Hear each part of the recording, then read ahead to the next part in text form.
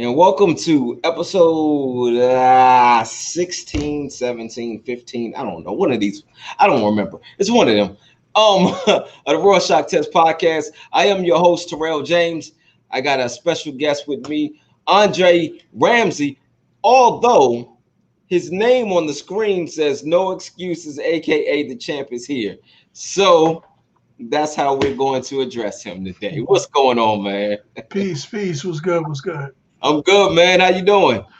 I'm all right, man. Glad the week is over. Ready to enjoy the weekend and have fun on this podcast, man. That's what I'm here to do today. Yes, So, sir. Yes, sir. That's what we're gonna do. So, all right, man. So, look, for people who may be watching this podcast for the first time, or anybody who may have seen it before but needs a refresher, what we do here, Rorschach Test Podcast, I put up these Rorschach tests. I ask my guests, what is it that they see, and based off of what they see, I link it to what it is that they do for a living and who they are. So, but before we get into all of that, first, Andre, please let everybody know exactly who you are. Who is Andre Ramsey, aka No Excuses, aka the champ is here. Let everybody know who you are and exactly what you do. hello everybody. First and foremost, give a shout out to God all the time. Um, I Absolutely. thank you for having me on the show. First and foremost, my name I go by No Excuses. My name is Andre Ramsey, but I go by No Excuses.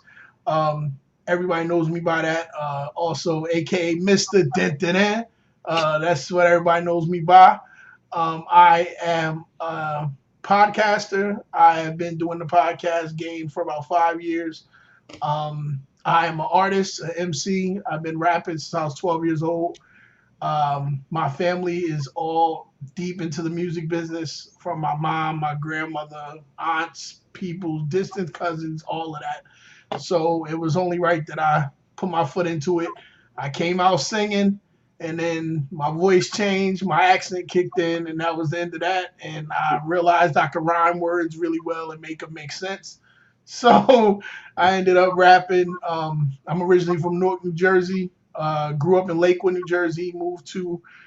Went to Rutgers, left there, and now I stay in Philadelphia. Got you. Okay. So, so you're a And now I'm rapper. getting Amber Alerts because people's kids are being chased after. Oh my gosh, these freaking.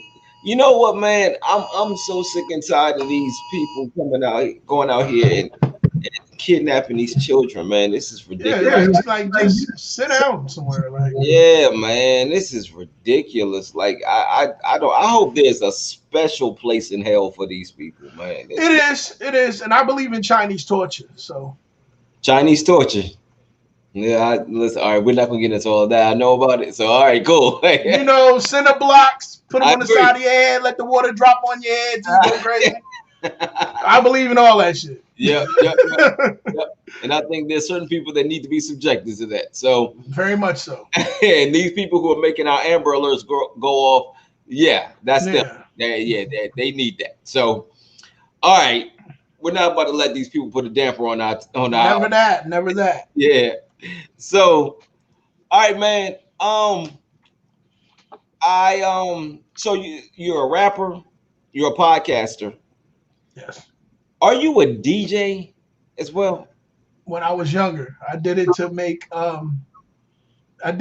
ends meet in high school, and when I got to college, I was making mixtapes, doing little shows here and there, Okay. just for like I said, I'm made of music, so Got you. Okay. Now your show, the because you have a radio show, right? Or you yes. call it a podcast. Okay. Mhm. So you play music though. You're playing indie artists. Yes, I only believe in playing independent artists. I myself was an independent artist. I came up really trying to understand that when I first got in, I was rapping. I was a battle rapper. I started out as a battle rapper. Did a lot of shows, did a lot of battles, and then it got to the point where people saw, and Hmm. once they started seeing it, I got a few calls like, "Oh, can you make a song?" Because this was back in the day when people didn't know whether or not battle rappers could make songs. Okay. Little did they know I was making songs prior to. Right. So I ended up getting a few calls. I almost got signed to Raucous Records right before they went under. Hmm. Um, I'm glad I didn't sign that deal. Right. That was God, because they really took me in a room and tried it. I had my mother with me. Hmm. We walked 14 blocks in Manhattan, and if y'all know Manhattan blocks, trust me, it was, when I'm telling you, it was biting. The hawk was out, I already know. I and had it in the summertime. man, listen. I got in that office thinking it was going to be something important, and they was like, "Yeah, we want to give you $35,000 as a signing bonus, and you got to do 5 albums in 2 years." I was like, What? 30, I don't know what part of Cash Money you think I'm in, or what part of asshole you think I got written on my forehead, but no, I'm not doing it. 35,000 for 5 albums? Wait, but they wanted me to take out. This is how they told me. You have to take out the money for the beats, your studio time, the distribution of the first album. Whatever you have left over and what you make is what you keep. Yeah, but then you got to pay your manager, you got to pay your lawyer, Exactly. So and you got to live. they was like this. We gonna wait. Just wait a minute, because we got the Vaseline, but we ain't gonna give it to you. So you handle that. And I Yeah, was yeah, like, yeah. Nah, that and was my no. mom looked at me like when they said it, and they was like, yeah, and they took a case, threw it on the table, $35,000. We looking at the money. Now you know I'm an 18-year-old kid, a 17-year-old kid in college, because I got in college at 17. So Uh-huh. I'm looking at the money in my mind, going, I ain't never seen this much money in front of me Man, before. it looks But then good. on the other hand, my mother looked over at me like, and I looked at her like, 5 albums? Like albums? Or do you mean 5 singles or 5 albums? Because, singles was out back then. I'm showing my age. Right. But I was like, nah, I'm good. They tried to, oh, we going to throw in, we got t-shirts and merch, and you already have this and that. I said, nah, I'm good, bro. I'm not even going to do that. And that made me end up wanting to go independent, which is what I did. And I was hustling. I was selling my shirts, my merch. I sold 2,000 CDs out the trunk of my car. Hmm. Um, I took the money that I made and I wanted to invest in helping other artists, because I felt like the independent artist doesn't really get, and underground artists don't get the play that they should get, and they're the ones that's really killing the scene right now. Yeah. So I took it. I made a platform. I had a lot of people that I had, made contacts with in the industry come onto the show and be able to, So I hate it when people say I did this, I did that, but then you don't see no receipts for it. Hmm. I'm real big on proving and letting you know it's good. So I had great people on my show. Bless everybody that's been on The World Is Yours. And they've been on and they've been able to network with those independent artists and be able to get them a spotlight. So it was a good look. And you said the world is yours. That's the name of your show. For everybody that's watching and listening, that's the name of the show. The world is yours. Yeah, it's spelled in Ebonics and stuff. It's DA, because everybody looks for the, and I'm like, no, it's ebonically spelled. I'm sorry. So it's The World Is Yours, and you can find it on Facebook Live every Thursday night, 9 p.m. And you can find the IG page. It's spelled the same way, DA World Is Yours, spelled YOURZ. Okay, Yeah. and is IZ, right? Yes, sir. Everything is ebonically spelled, man. We got to keep it right, man. Big L gave it to us for a reason, so. All right, man. Well, look, we're going to get into one of these Rorschach test podcasts, and I'm going to, whatever you see on these Rorschach tests, I'm going to try to link it to you either being a rapper or being a podcaster. Okay. Is there anything else you want to put out there that I could possibly link it to, or are we just going to deal with those two things? Um, I own 2 businesses. Mm-hmm. Recently built with me and my fiance. Mm-hmm. One is called Push, Praying Until Something Happens, which is our workout apparel and gear. And also we have a candle business, which I'm wearing that now. Infinity Candles by DJ. Um, Oh, the they shirt up here, we couldn't really see the logo. Yeah, it's a little, it's a Okay, little blocked by my background. But yeah. yeah, Infinity Candles by DJ. You can find it at infinitycandlesbydj.com. All of Okay. your candle scents, car diffusers, massage oils, all of that. We do all that.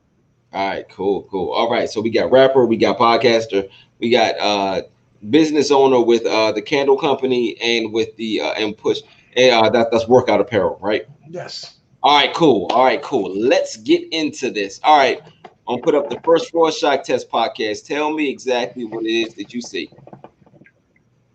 A butterfly. A butterfly. Mm-hmm. All right. All right. So I see. It looks like two. It looks like two some sort of birds in the sky, but the birds they look like they're birds that's supposed to be on the ground. You know, kind of like ostriches.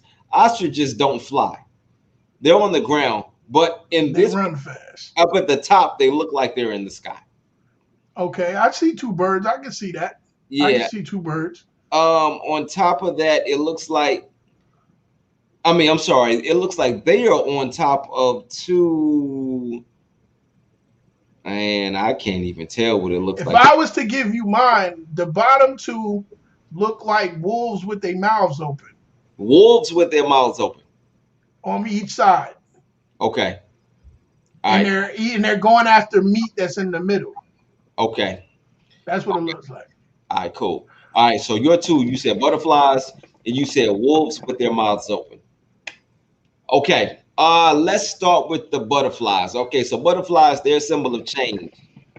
So, when it comes to changing in this industry, when it comes to being actually in any of your businesses, whether it's a rapper, whether it's a podcaster, whether it's being a business owner with the candles or with the workout apparel, you have to change in order to grow, in order to stay relevant. So, do you find it hard trying to change when it comes to any of these businesses? Um, all the time because change is dynamic, and without that dynamic movement of life, life wouldn't move. So you Mhm. have to be able to move with the time, and sometimes you wanna like I've always been told that if a product is good, it's going to be good regardless. No matter how you want to look at it, no matter what, if the quality is the quality, it's what it is. And the Mhm. quality will be timeless as long as the work is put into making it what it is. Um, I've always believed that you don't have to change the product. Sometimes you just have to rebrand it. Sometimes make it look a little bit different, make it be a little bit more, becoming to the eye. Um, with the candles, your sense of smell is one of your most heightened senses. Right. So we're always me and my wife. We've come across a lot of scents that we're like, oh my god, this is horrible, and then and throw it away. And then we come across some stuff like, oh my god, like if it wasn't for me doing an oh my god test, one of our major candles wouldn't even be out right now. Wow. We have a candle called Vibe, and it actually has a pheromone in Hey man, how do I get that? And how do I get it fast? That's the one you take and you sit it down and you let it linger, and Yeah, then the next thing you know, when the wife walks by, like, well, babe, I'm starting to feel so comfortable. I don't know, you be like, well, it's yeah, me. When yeah, it really ain't you, it's the candle. But yeah, yeah. yeah, uh, it's um, it's our biggest seller. People love it. It has a great if I was to say, it's like a sandalwood type of note to it. Very, very not manly, soft, but very, very strong. Okay, okay, yeah. Um, Look, me and my wife, especially my wife, we love candles, but especially her. I oh, mean, she'd fall in love with you. Listen, you'd go broke with me. I promise you. look, I'm with it, man. Listen, all I I need, promise you. I sit up and just make candles for fun. This is a beach linen candle right here. See how it looks like the beach? uh-huh. And this right here, this little candle, your Mhm. whole house. Your Really, whole house. mm, yeah, I'm with it. Um, I'm with it. Yeah, yeah. So I'm definitely gonna place some orders. Let me Oh come. well, we always ready to go. And, Always. and for everybody listening, don't front like y'all don't like candles, man. Like, yo, holler at my man. Listen, Ken, listen. Y'all got to think about it. Think of every place Candles go in the weirdest places. Did you ever notice that? Gothic people, when they want to be in the dark by themselves, they like candles. Yeah. People, when they want to be intimate, they like candles. Yeah. People, when they want to listen to music and they want to be by themselves, they like candles. Yeah.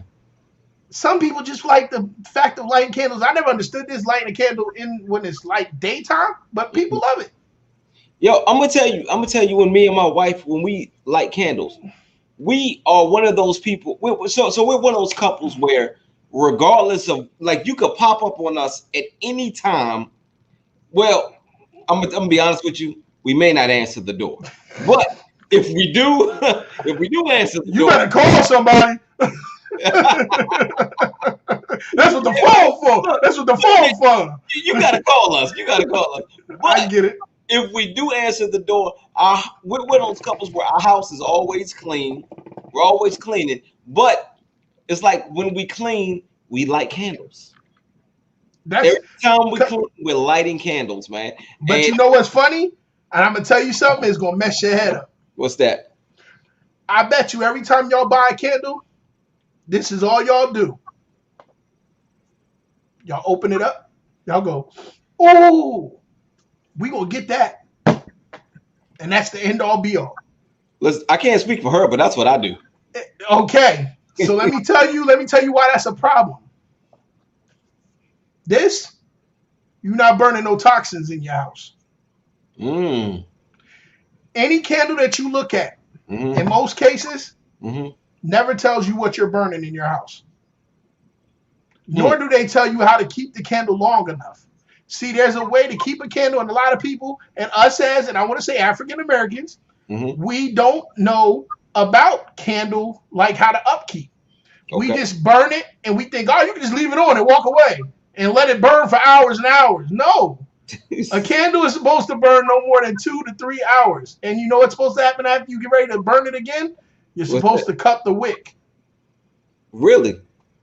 You know why? Because if the wick is this long and there's this much candle left and you light a wick up here and there's anything around it, you might get your whole house lit up. Really? People don't pay attention to that, man, and the candle companies don't tell you that. Yankee don't tell you that. Bath and Body Works don't tell you that. We give you everything, a slip that shows you how to upkeep your candle, how to take care of it. There's always a warning label on the bottom of the candles. This is what we gotta do, man. All right, I'm gonna start getting my candles from you now, man. Gotta be truthful to my peoples, man. It's only right. Yeah. That's good to know. That's good to know. Okay. All right, cool. So you learned the lesson here. All right. So, all right, let's move forward. Let's move on. The other thing that you said that you saw was wolves with their mouths open. All right, man. So you said you're from Newark, Delaware, right? No, New Jersey, Brick City. Jersey, Brick City. You're from the hood. And now you live in Philly, right? You in the hood. I live. You know what's funny? I don't really live. Philadelphia is stupid. And anybody that's watching from Philly, I'm sorry if you don't like me saying it. Philadelphia is stupid. And I'm going to tell you why Philadelphia. I'm going to have a lot of people watching from Philly. That's fine. And you're watching, and my opinions are like a-holes, and everybody got one, so let's go ahead and get it. I'm going to tell you why Philadelphia is stupid. I live directly across the street from a $2 million cricket club. If you go 2 blocks that way, you in the hood. I promise you. It's the weirdest shit. I've never seen nothing like it till I got here. It's the weirdest shit I've ever seen in my life. You literally go 2 blocks and you're in the middle of the, oh, did you lock the doors? Oh, wait a minute. I keep mine on me. So I'm like, oh, forgot where I was. All right, we good. Like, it's that type time over here. Like, it's just weird. It's very, very weird. And I live in a nice little complex. You know, Caucasians walk their dogs and have, you know, it's nice. But 2 blocks that way. 2 blocks the other way. You're in the projects. Yeah. But the $2 million cricket club is across the street from my house. Yo, that's Philly though. That's It's Philly. the weird. I've never seen Yeah. anything like it. When you in Newark, you just in the hood. All over is the damn hood. It's just hood, hood, hood, hood, hood. You don't go nowhere hood. You just there. That's true. Yeah. And as long as you got on something like this, you okay. Because I wear neutral colors when I go down there because I know it's hitting. I'm like, nope, no. This is gray, blue, red. No, you won't No see red, it. no blue. I'm good. And it's bad because all my cousins are on that side of the fence. So I'm just like, nah, yo, I'm gonna go over there and chill. And I like I said, I love Newark to the heart, to the death of me, Jersey. Right. But I will visit. I will never stay. Yeah. Yeah. Never stay. I feel you. Well, one of my best friends in this whole world, man, is from Newark. So, yeah. I've spent a little bit of time there, man. So yeah. And one of my other best friends is from Philly. So I'll spend a lot of time there. So I mean, I get it. I get it, man. I completely understand. But you know what I'm saying, man, it's like one of the things that I've learned just from being in different hoods, man. I've been in so many different hoods. I'm from DC. Okay. So DC hoods, of course, but then you go to other places and you start experiencing different hoods in different areas, whatever. And one of the things that you learn is that, man, it's the same. Anywhere you go. Yeah. And the thing is, and I hate to say it in this type of tense, but a bullet never has no name, and they go anywhere they want to. Never, man. So and it's bad that Philadelphia is the way it is. But what can we do? The generation ain't what it used to be, man. No, it's not. We used to come in when the lights turned on. Yeah. Now you got to have a damn curfew to go in the damn house. Yeah. And everybody got it on them. Everybody got it on them, man. What was it, Lloyd Banks? I think it was Lloyd Banks said that guns are like tattoos. Even Bow Wow's Buy one. Mm-hmm. Yeah, man. Everybody got. I mean, I try to stay. I stay out of the way, bro. I stay out of the way. I make sure I stay out of the way. I make sure my kids. I have 2 children. My wife has 2 children, which are my sons. Love them to death, but they stay out the way. We don't even play them games. Like, yeah, I don't blame you. I don't blame you, man. Yeah, I don't either, man. But so back to what you saw in that Rorschach test, those wolves, man. You were around a bunch of wolves, but this. So let's go to the music industry now with this. Okay. There are a lot of wolves in this industry, man. I mean, it's kill or be killed. It's they're out there just for the hunt. And when you and I, we had a conversation prior to this podcast, and you were telling me about a record label that tried to sign you, man. But pretty much they were wolves sitting in front of you, showing their teeth to you. So they showed more than their teeth, I think. What you say? They showed a little bit more than their teeth. Yeah, they did. But how do you respond to that though? The problem is a lot of these artists that come out, they don't have anybody behind them. Right. When I say behind them, I don't mean your dumbass entourage that knows all your songs or the yes men that tell you that your songs are great when in all actuality you needed to throw that shit away and try again. I'm talking about people like mentors that are really there for what they're supposed to be there for. People with wisdom. Yes. People that have been in your position and can tell you, I've been here, do this differently so I know you can get a better result. Because when you're doing the same thing and looking for a different result, it's called insanity. So you want to have somebody that has a little bit more knowledge than you and soak that up. I feel in today's game, because A&Rs went out the fucking window. We don't even have those anymore. No. People are so easy to go, I can just rule myself because I have YouTube. So now it's sort of like you don't need nobody, so you get an ego once your likes go up. And nobody can tell you nothing. Right. And that's why a lot of these younger artists don't feel they have to pay homage to the ones that came before them, because they feel like, well, I got so many likes and I got a blue check and I got this and I got that. But you wouldn't have had none of that if these people didn't lay down a foundation for you. Exactly. But they don't want to take that. That's why a lot of artists I can't stand, and I'm very vocal about it. Yeah. I'm with you, man. I understand completely. That I tell you, that blue check. I've seen that blue check go to people's heads. So Listen, and half the time it's paid for. yeah, exactly. Like half the time it's paid for. I don't even care. Like I'll be like, listen, people have hit me, and this is the funniest thing. And let me tell you, and it's not. I'm very, and I know I'm gonna. My age is gonna come in here, and I don't really care. Fuck y'all, don't judge me.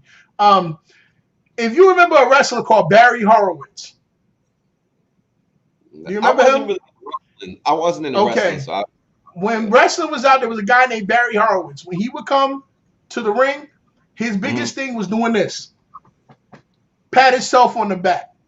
okay. I'm real big on letting people do it for me. Hmm. When I'm saying that is because I've asked people to come on this show. And the first thing that they've said to me now is gone in different ways. Now, I understand that if you're doing a show, you have to do something that you feel is going to be beneficial for your career. Understandable. But these are people that are going, how many followers do you have? How many likes do you have? How many? I'm like, what does it matter? Like, I'm trying to ask you to come on to show how great your struggle was to get where you are, to show independent artists that they can do the same thing that you're doing. And that's why I made that was my whole reason and purpose behind The World Is Yours. Right. So I've had, and this is the thing, and that's why I say I don't never pat myself on the back. I've had DJ Active, Janet Jackson, Marsha Ambrosius, Maya, Cisco, Bow Wow. I've had these people on my show. Hmm. So I'm like, I don't like, and it's not for nothing. I don't get paid for my show. I do it because I love the culture. Right. But for Yeah. somebody to go, how many likes do you have? And then I look back at them like, you have one song out.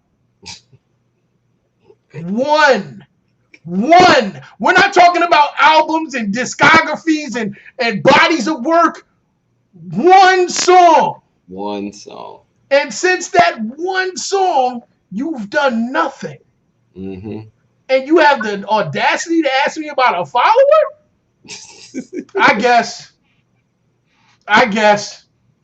I mean, yeah, it goes to their heads, man. Like people, the thing is, people get into their mindset they are bigger than what they are, and then they try to run with that. But the thing is this: what you got to understand is even when you do get to a certain level of notoriety, you got to humble yourself Listen, you gotta be humble all the time. The reason I say you gotta be humble all the time, all the time. none of this is promised to you. No, One. Two, you could die today. yeah, It's not going with you. See, my biggest thing is if I go today, tomorrow, everybody will go, he died with a legacy of being somebody that tried to help other people all the time. yeah, And I can live with that. hmm, That's yeah, my thing. And I don't want to be the guy that was like these shows that I watch on Facebook. And I'm not trying to knock anybody, but I am good. Yeah, I am. Damn that. I'm me. When you put on a show and it's called Bash It or Trash It, Dump It or Chump It or whatever these stupid ass shows are, hmm, you're hurting an artist because that may be an artist that maybe he sent you the wrong song and hmm, people didn't really feel it like that. And then because you have a show that's telling people, dump it. Now, all these people in the chat room, however, 400 of your followers is telling you, dump it, trash it, just because they're trying to get their song on next. hmm, So now you're messing up the not so much the ego, but the character of this person who thought that they were sending you something of importance. right, Now, whether we like it or not, we're supposed to be there as artists and people that support each other as constructive criticism, not dump it or bump it, trash it or bash it. That's not what this is for. That's yeah, why I set up the program that I did. So people can network with other beat makers, other artists, other businessmen. Like that's what it's there for. And I feel like the support factor is gone. yeah. But So that's artists for you though, man. Like artists will they are so quick to tear somebody else down, and you know, and that's in their mind, that's a way of bigging themselves up. It's like you don't have to tear anybody down to big yourself up. You don't even have to big yourself up. Just let the music speak for itself. if your music is what it's supposed to be, and if you're putting in the work that you're supposed to be putting in, there's nothing you have to talk about. Nothing at all. Nothing at all. Yeah, yeah. You know what, man? I'm gonna tell you something. we 30 minutes in and we've only done one Rorschach test. I've never gone this long without doing more than one Rorschach test. But you're giving, I feel like you're dropping so many gems and jewels that people need to hear this stuff. So I haven't been in such a rush to get to the other Rorschach test. However, the name of this podcast is the Rorschach Test Podcast. So we gotta do what we gotta do. Let's get it. Another Let's one. get it. Let's get it. But I'm sure this other Rorschach test will eventually lead to more jewels and gems for you to drop. So let's go here. All right, what do you see here?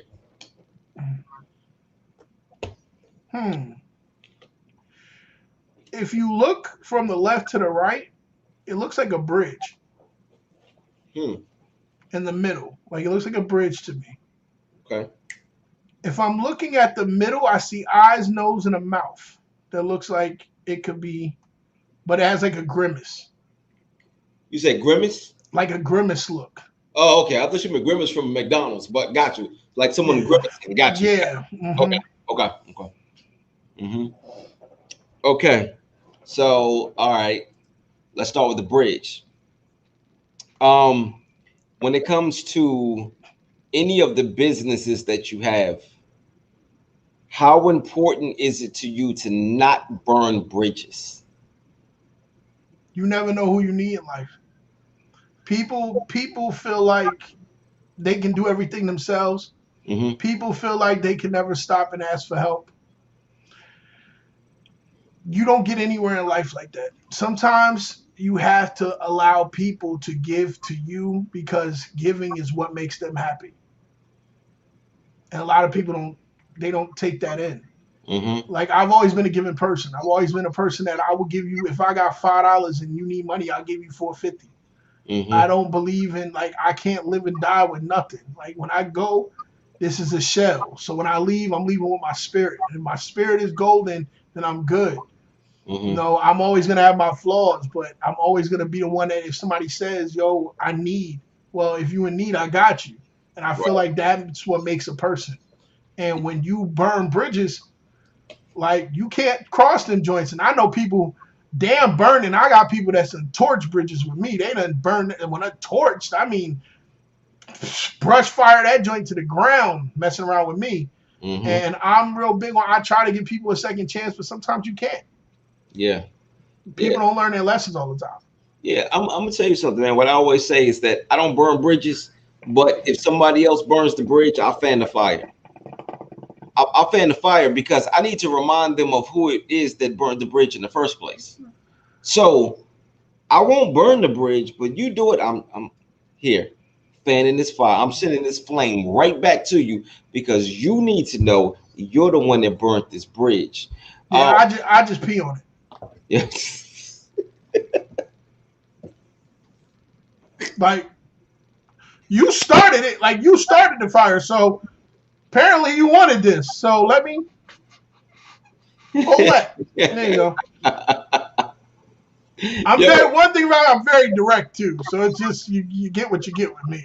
I appreciate that though, man. That's one thing, and it's funny you said that's how my circle is. All the people around me, the closest people around me, because you never have to worry about wondering how a person feels about you.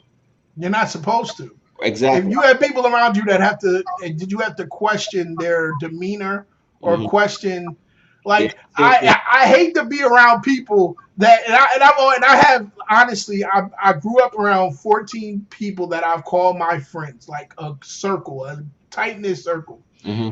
They may get on my last effing nerves, but if I ever needed them, I know they're there, and if they ever need me, they know I'm here. However, right. I never wanted to be the one, and when you're younger, you stupid, you jump off, people talk mess, I'll fight you out, I was the husky big bull, like they look at me to swing first, like, oh, you gonna swing, right? Oh yeah, I'm gonna do that. And I always never wanted to be like, if I swing and I'm the only one swinging and I gotta turn around and look at you. See, I was always taught with my parents, your family, once you swing, everybody swing with you. Right. And then when you get done, you go, why did you do that? And then you have you yell at me after. But while we swinging, everybody swinging. Yeah. So I never want to question somebody's demeanor behind me. Right. Right. Yeah, that's true. That's true. I feel you. And I agree with you 100%. 100%. So, all right. So the other thing that you said, you saw a face grimacing. All right. So let's stick with music. Let's stick with music with that grimacing face.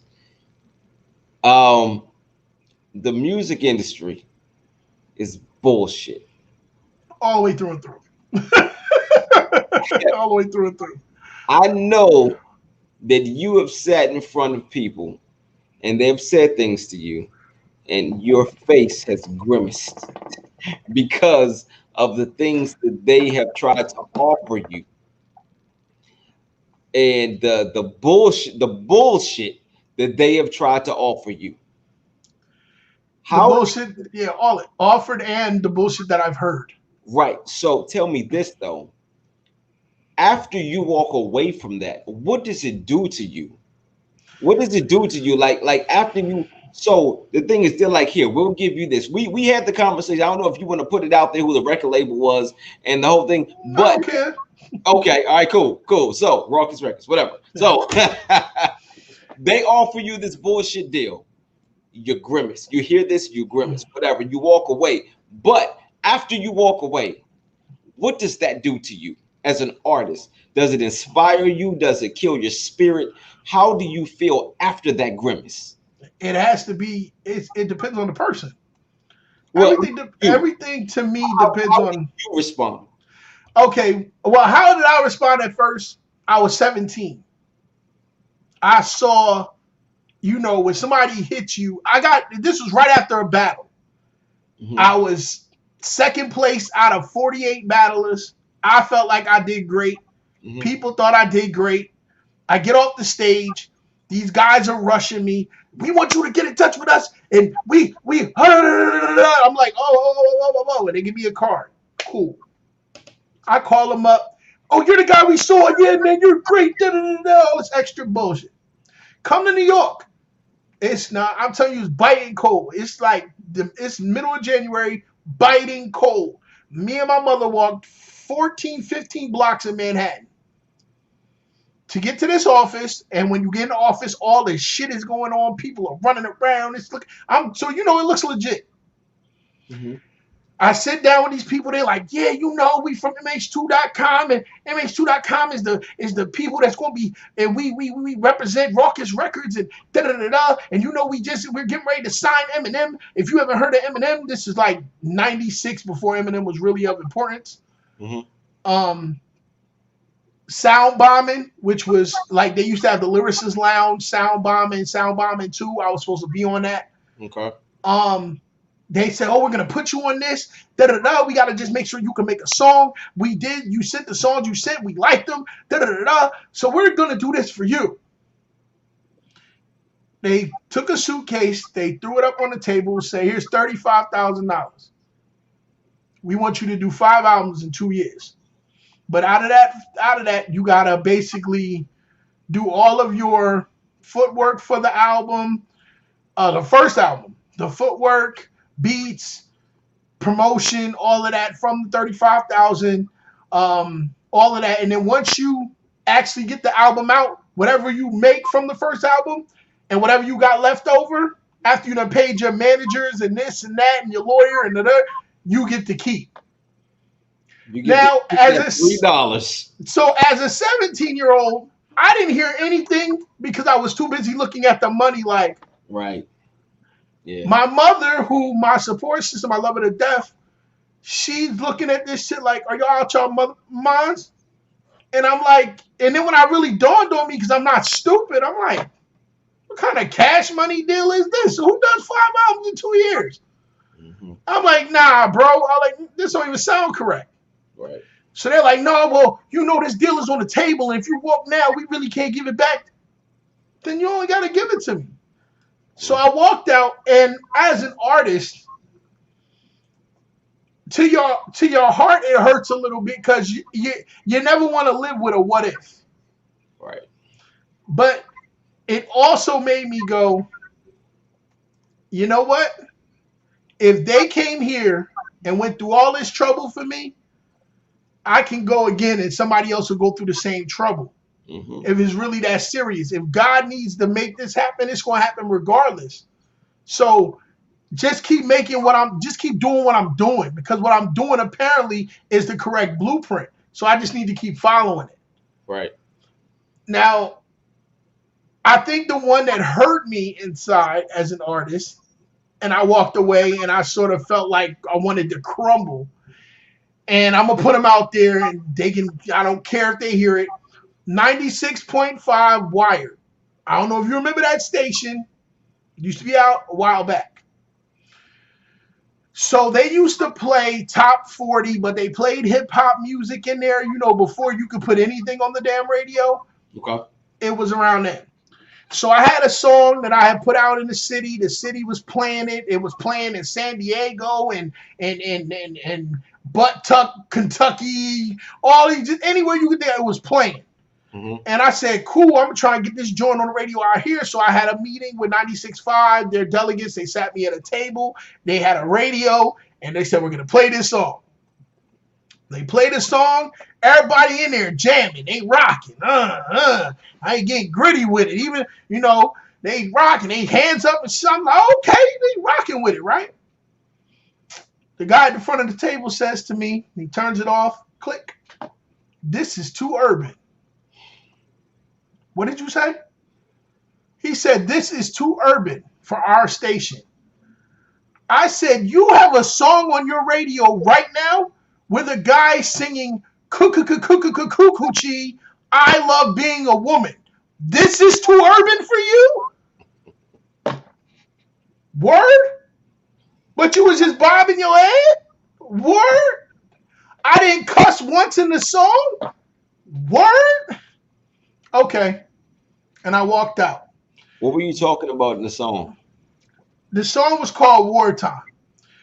Wartime didn't have nothing about, I think I have one line that said, I'd be scared too if some dude's gun was voice activated.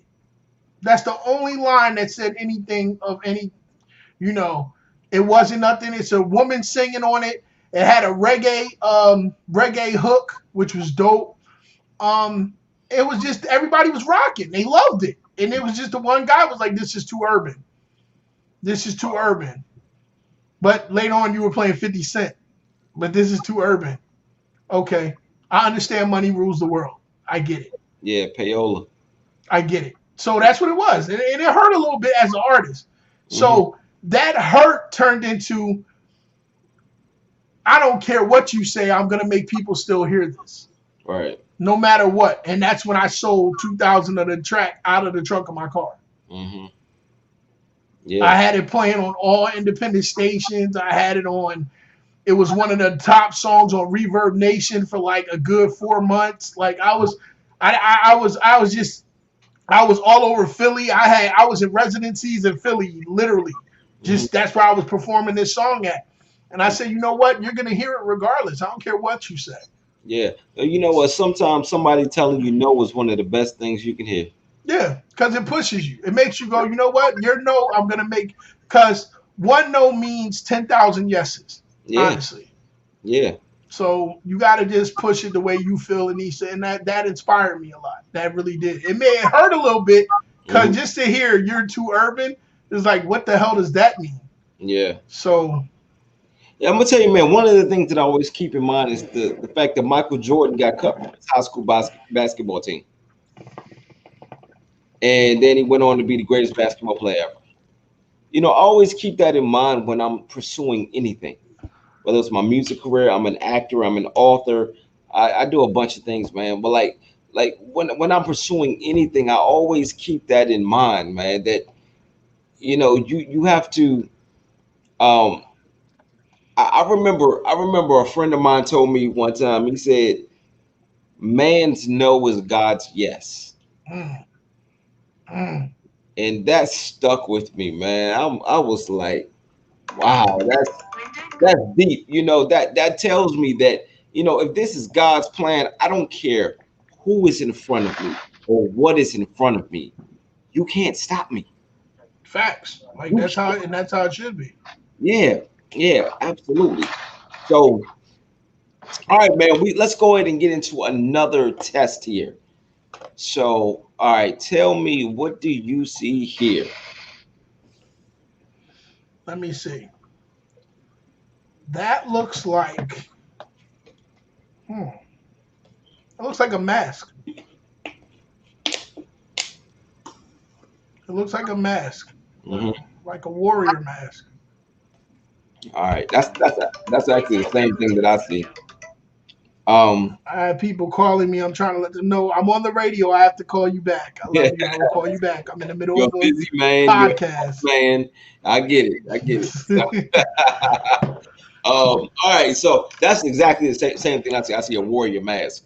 Um, but do you feel sometimes that with this industry that you have to wear a mask? You know, sometimes you have to. And I already know the answer to this question. I just want to hear what you have to say about this. But like I said, I already know the answer to this question. Do you ever feel as though you have to wear a mask to hide sometimes who it is that you are in order to get your points across? For instance, let me say this. I remember I was this was years ago when I was actively pursuing a record deal. I had certain songs that I wanted to put out, and I had a guy who had just gotten a, I'm not gonna say any names, but he got a big time rapper. He had just gotten this big time rapper a record deal. Okay. He heard my music. He was like, I can do the same thing for you, but you gotta dumb it down. Anything after butt is bullshit. Exactly. So when he said you gotta dumb it down, I immediately said to him, I'm not gonna dumb it down because you won't smarten up. So so essentially what he wanted me to do, he wanted me to wear a mask. He wanted me to hide who it was that I was. And I had somebody else come to me and say to me, sometimes you have to you may have to do something that you don't want to do to get out there. And then after you get out there, then you can do what you want to do. But to me, that was wearing a mask. That was hiding who it was that I was. And I wasn't willing to do that. I wasn't willing to compromise who I was. And what I said to him was, I said, you know what? I don't care how successful I become at being something that I'm not. Every day that I wake up, I got to look myself in the mirror. And if I have a problem with looking myself in the mirror, none of that money and none of that success means anything to me. As a matter of fact, that's not success to me. So, my question to you is, have you ever been faced with that where you had to wear a mask, or somebody has approached you and told you you have to wear a mask in order to be accepted? And then later on, you can come in and you can be and do whatever it is that you want to do. Yeah, they told me that. I basically, oh, I brought out my phone, and and when they told me that, I simply got into my phone and I went to this app because I love it so much. That's my calculator. Calculator, uh-huh. And I started putting in the numbers. Hmm. And they said, "What are you doing?" And I said, "I'm trying to calculate where you had me fucked up at." I will never, I will never, ever put a mask on myself because you feel that I need to do something to make myself relevant to you or anyone else. Yes, sir. I don't feel dumb it down. And I've heard dumb it down before. Like I heard my friends, like people like when I used to battle and I'd say words and they'd be like, man, you said this word abiogenetically. I'm like, yeah. Do you know what that means? No. Well, shut up then. Like, if you go pick up a book. Like, I'm not stopping what I'm saying because you feel that, oh, because I didn't understand it, it's not good. It's just you didn't understand it, and that's not my fault. Right. Now, if people are gonna like it, they're gonna like it regardless. If my flow is dope, you're gonna like it regardless. It doesn't matter. It has to worry about, and then my thing is, I worry about my. I love to put out music that people are gonna love, but at the same time, if I don't love it, it doesn't matter. Right. It doesn't matter. Like, period. Like, I have to love what I do. And I refuse to put on a mask for people. Mm-hmm. Ever.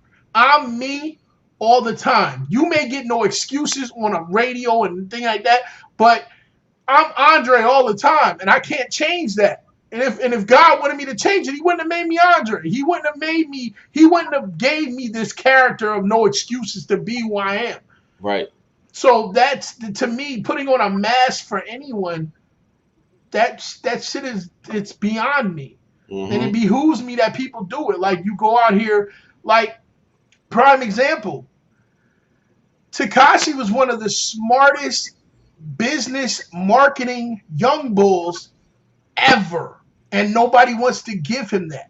He can be a rat. He can be all that bullshit that he was. But marketing, if you ever looked at his documentary and watched about this young bull, he did everything to make you, if it was shock value. But that's what he did. And to me, even though it was a great marketing scheme, he had a mask on the whole time.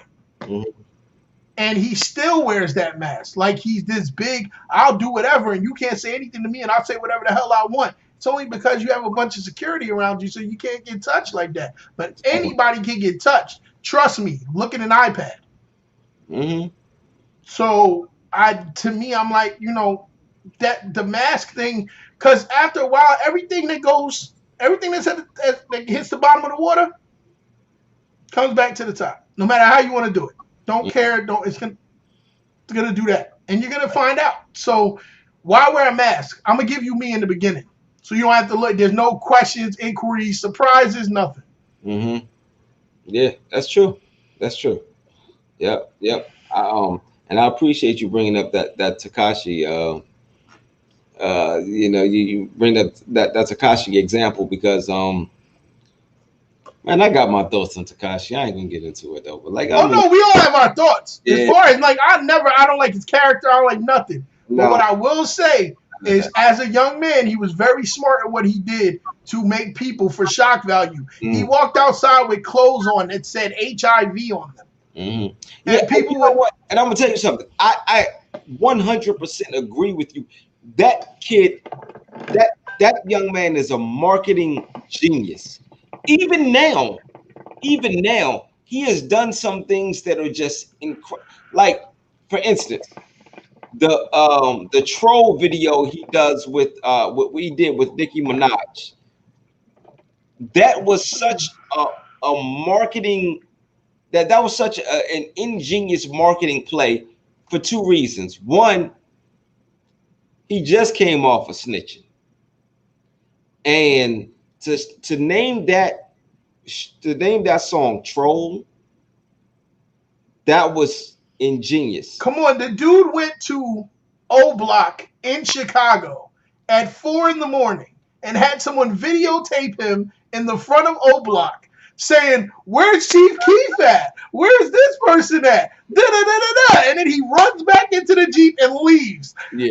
No matter how you want to say it, marketing is marketing. No matter how you want to look at it's marketing. Perception. Because the thing is, because the first thing we did was we looked at that and was like, "You coward ass." But the thing is, we watched, we responded, we reacted.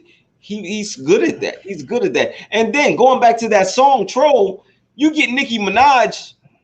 And did you see the video for that? Yeah, it's a bunch of women with the same regular video that's on everything now. Fat ass, big tits. Exactly. And Nicki Minaj. This is what you get. And Nicki Minaj. In that, yeah, exactly. It was an incredible play. And then everything that's come after that. Now, here's the thing though. You lose steam because you lose. It's really easy to lose respect. I'm sorry. It's really easy to lose steam when you start to lose respect.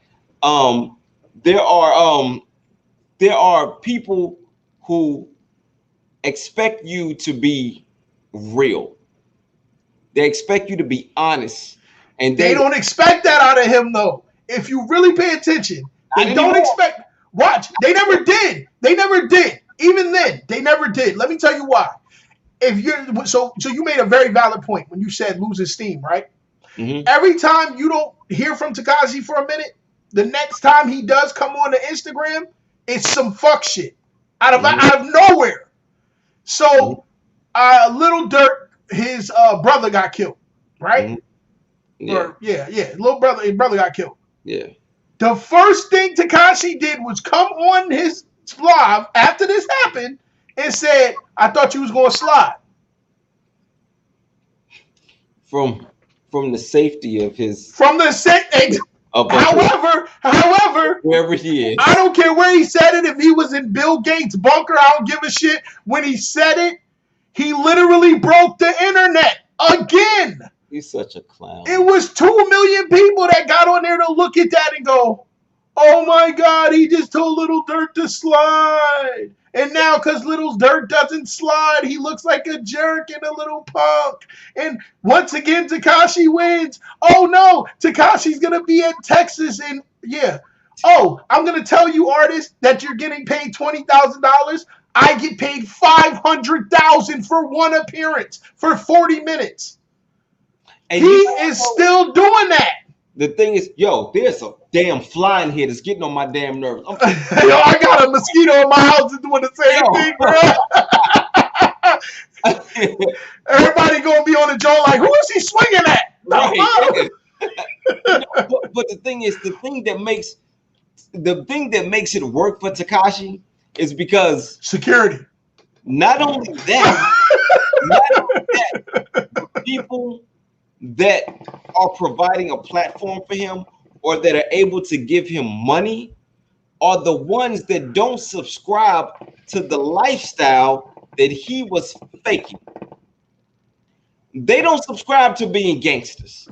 They don't subscribe to being street dudes or being in gangs. They don't subscribe to any of those things. So, and they're the ones with the money. They can back all of that stuff. So they're like, you know what? This is really all about the look. This is all about an illusion. This is a smoke screen, and we know that we can make money off of this smoke screen. So that's what they do. So he's able to continue to make money off of being fake, as being a fraud. It's ridiculous, but he figured this out. He figured the game out, man. I mean, it's crazy. Like, I hate to even sit here and talk about him and give him any type of shine because, mama, he's a clown. I can't. He's a clown. He's a clown. He's a complete clown. Yeah, and there's so many of them that, even when you go to people like Soulja Boy. Soulja Boy to me is a clown too, but you can't knock his what he's done. He made YouTube. He did that. He did that. He made YouTube what it is, no matter how you want to look at it.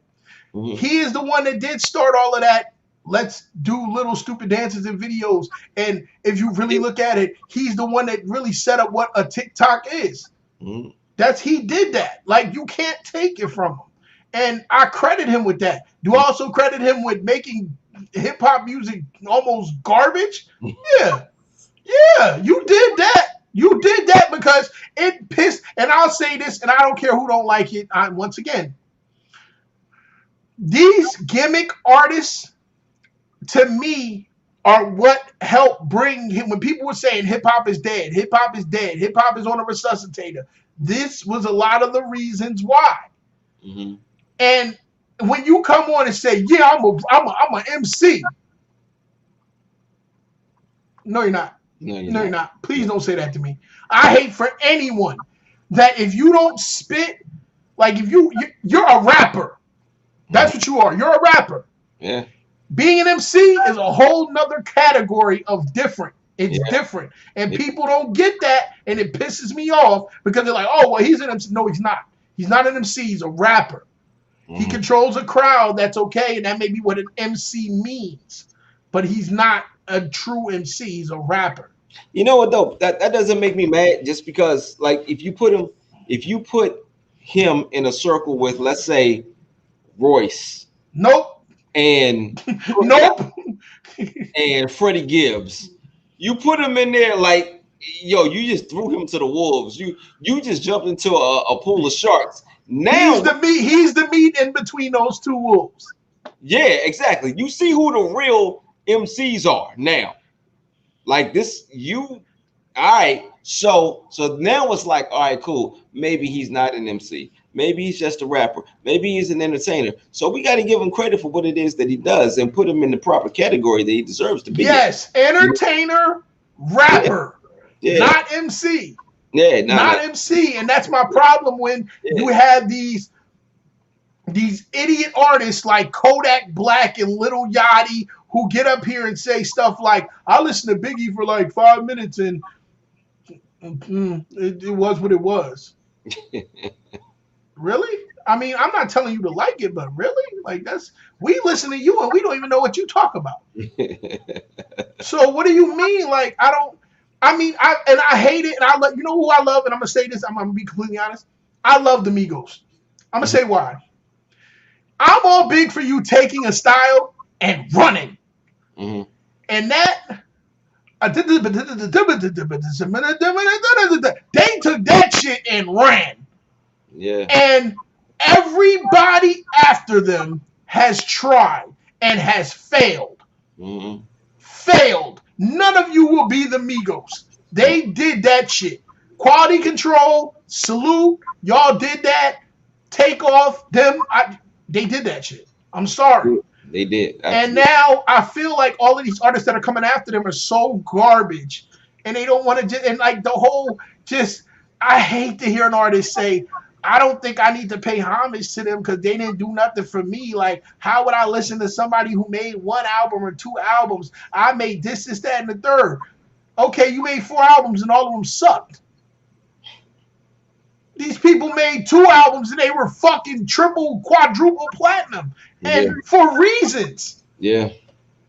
So I have a lot of, like, when I get on my show, I have a lot of arguments with people about stuff like this, about, like, I never discredit an artist, but I also will tell you where you stand. Mhm. And a lot of these artists, they just, I'm big on pay homage where it's due. Like, Yeah. I'm never going to say that Soulja Boy didn't do what he did. Credit the dude. But I'm Yeah. also going to say he's a garbage-ass rapper. Period. You're trash. You are 96-degree basura. And and for me, when I look at somebody like Soulja Boy, I'm going to put him in the proper category. I'm not going to put him in the category as lyricist. I'm going to put him in the category of entertainer, as rapper, as him starting this whole internet thing. Because like you said, that's exactly what he did. He did start that. He He made this possible. absolutely. He made this possible for all these young bucks that's on these YouTubes and Mhm. these keyboard gangsters. He made it. He made that for y'all. He Yeah. did that. And he deserves that credit. So I give him that. But you got to put. It's kind of like I tell you what. Let's put it this way. Let's take basketball for instance, right? So if we're talking about the greatest point guards of all time, we can't talk about centers. We can't talk about forwards. We can't talk about shooting guards. We can only talk about point guards, right? That's how I look at it with Soulja Boy. Like we can only talk about what he does, his category. We can't put him in the category. We can't have that apples to oranges comparison. It has to be apples to apples. So we can't start naming people like I brought up earlier, like Royce, Freddie Gibbs. We can't Black Thought. We can't name these guys and put them in the same category as Soulja Boy. Soulja Boy created his own lane, and I feel as though we do need to pay homage to that because he did his thing. He did a Definitely. hell of a job. He Definitely. did a hell of a job, man. Um, all right, look, check this out. We have just been talking and talking and talking, man, and time is just going and going. Like I feel like we could just talk here for hours, but I almost feel like me and you need to do a podcast together like this. I but think they were man. but I want to switch gears for a second. Are Sure. you a football fan? I played football. You did. Okay. All right. You played high school, college, Uh, uh, um, from what do you call it, midget league, all the way up to college. all the way up to college. Okay. All right. Who is your favorite football team? ATL. All right, so check this out. So the Falcons are actually my second team. I I'm I became a I'm Falcons fan back when Deion Sanders was playing and Jerry Glanville was the coach. Then let me give you one better. I've been there since we had Brett Favre for them 2 weeks. Yo, I don't even remember. Actually, yes, I do. I do remember that. I watched some special. Was it a 30? I don't remember what it was, but You're something welcome, Green Bay. about that. You're welcome, Green Bay. You're welcome. Yeah, like yeah, I was definitely um a Falcons like, and even in baseball, I became a Braves fan and a Falcons fan at the same time because of Deion Sanders. I have the weirdest team mix. So when people ask me about sports, they be like, I'm like, yeah, shut up. I'm a Mets fan. I used to go to every Mets game a long time ago when I was younger. Mm, I'm a Knicks fan to the death of me. okay. Damn you, Charles Smith, for missing that shot. We would have won, but whatever.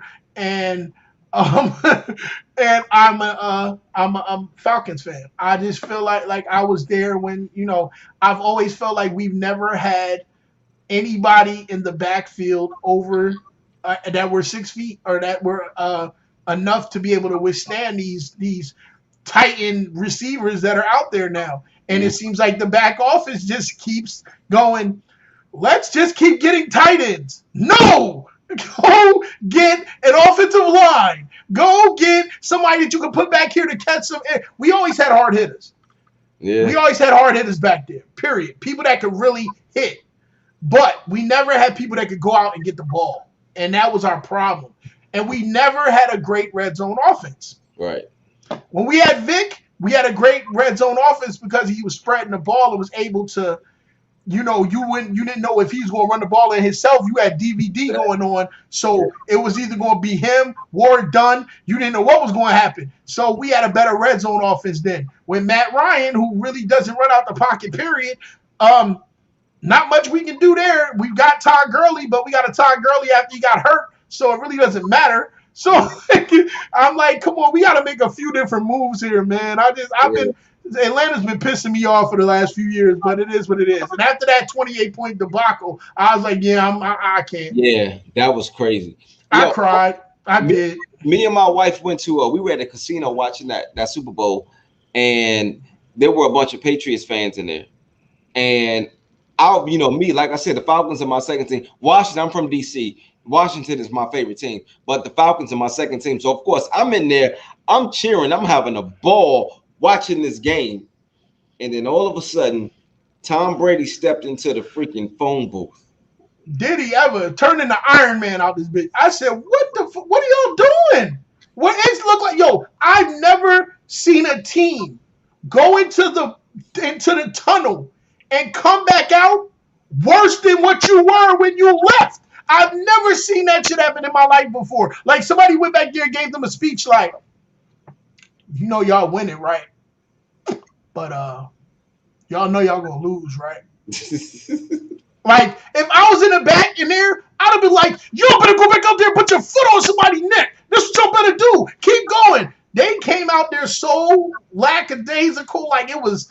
I'm like, what is going on? What are y'all doing? Like, I cried, bro. I literally shed tears. I was like, I can't do this. I can't. Y'all messing up my blood pressure. It's boiling and shit. I ain't got time for this. No. I had so many calls that night. I threw my phone into the street. I said, I'll go get another one. I had my phone was going off. After I threw my phone in the street, someone rolled over the shit. The phone kept ringing. I said, this is some bullshit. I know. No, the Falcons have hurt me to my heart, man. They got to do something this year. And everybody's saying, well, what do you think you're going to go? 9-7. That's where I think it's at. Yo, how do you feel about Julio Jones leaving? Really? You're a great receiver. I'll never take it from you. Mm. But we need younger legs out there. Mm. Those legs is getting old. I mean, he's going to be great wherever he goes. Yeah. Like, come on. Like, T.O., you can put T.O. on any team right now. He's going to be the best receiver in the league. Mm. Next to DJ Metcalf or Right. DK Metcalf. No matter how you want to look at it.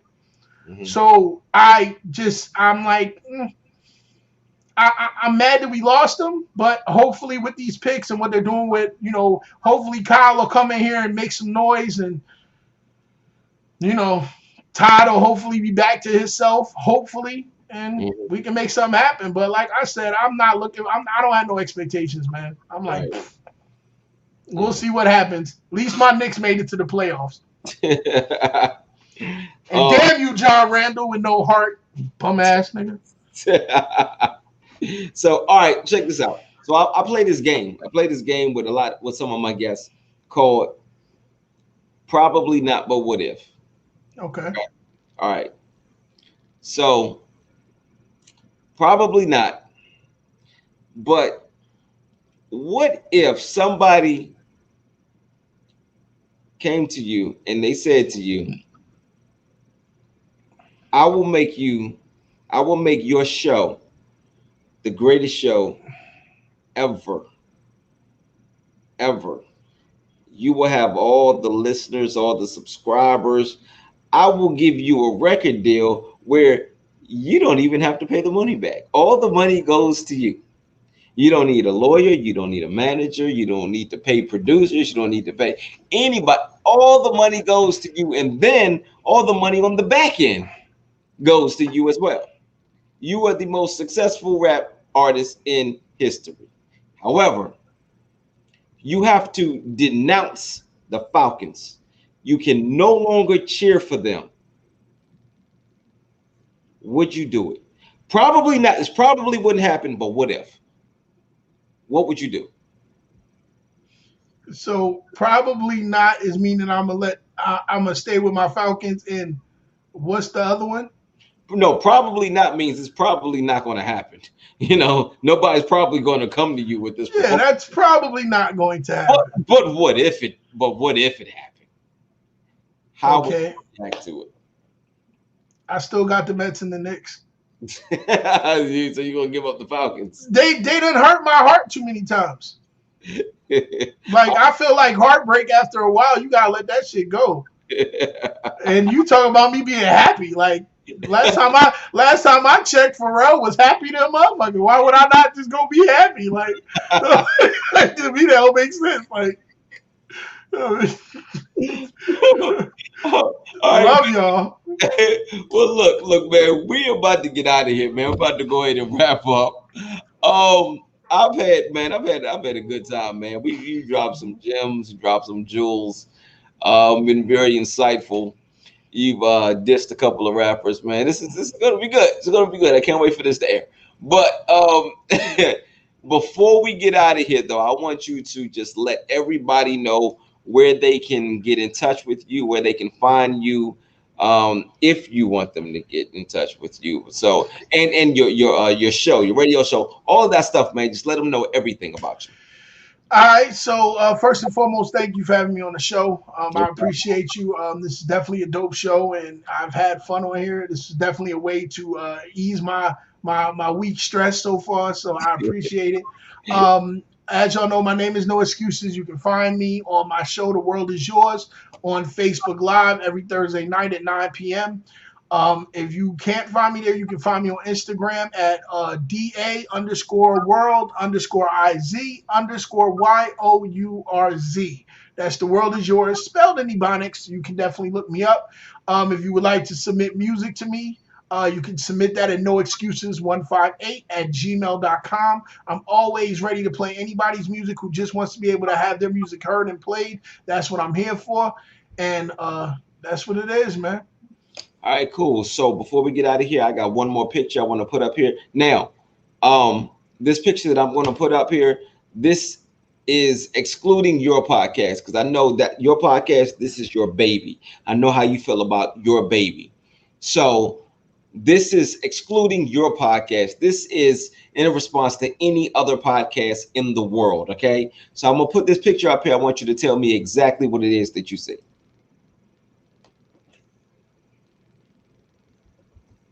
Um, hmm. You ain't got to think, man. Just say I, it. I'm always gonna say, yeah, there's a good quote from me. Um, but you know, I feel like this is anybody who feels that what they're doing, they should feel this way. Okay. I feel like if they're doing their podcast, they should feel this way. Exactly. Now, all I need for you to do is just to read that. The world is yours. It's the greatest podcast. Remember, I told you, this is excluding your podcast because you're supposed to feel like your podcast is the greatest. Oh, but I'm gonna say, yeah.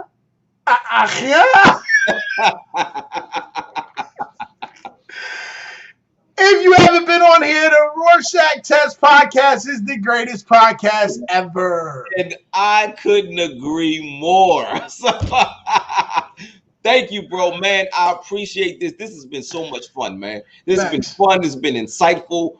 It's been informative. This is, making me wonder, are we going to have some rappers trying to come at us? But we ready, though. We ain't worried about that. And I always tell I live by my own quotes. I do write my own quotes. Yes, I'm a rapper, so I do that. So just y'all always remember, excellence was a setback. Dominance is imminent. The only person that can stop you from doing what you're doing is the person you're looking at in the mirror. And if you let them stop you, then I don't know what to tell you. Man, talk to them. Talk to them. I appreciate that. That is wonderful.